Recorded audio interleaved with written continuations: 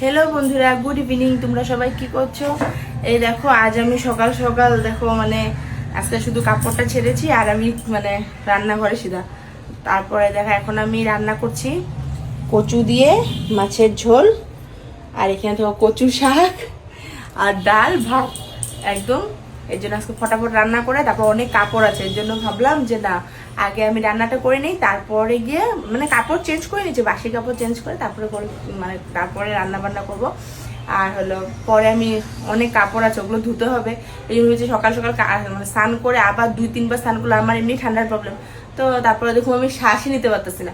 এর জন্য ভাবলাম যে আগে রান্নাটা করে নিই, তারপর রান্না করার পর তারপরে বাথরুমে গিয়ে স্নান করে কাপড় দিয়ে স্নান করবো। তো তোমরা কারা কারা কচু শাক খেতে ভালোবাসো আমাকে কমেন্ট করে জানো। আর আজ আমি ফার্স্ট টাইম মাছ দিয়ে কচু দিয়ে বানাবো, জানি না কিরকম হবে, ট্রাই করি, ভালোই হবে, কারণ আমি রান্না মোটামুটি ভালোই করি। আমার বর কয় মোটামুটি ভালোই খাওয়ার যোগ্য হয়। তো কচু দিয়ে মাছটা বানাবো, কচু শাক দিয়ে বুট দিয়ে বানাবো। তো তোমরা কারা কারা কচু শাক খেতে ভালোবাসা কমেন্টে জানাও। আমি কিন্তু অনেক ভালোবাসি।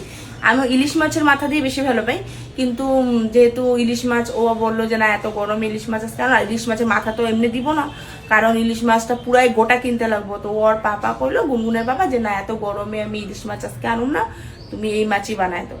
তো ঠিক আছে, বুট দিয়া কচু শাক আর কচু দিয়ে আলু দিয়ে মাছের ঝোল। বাই।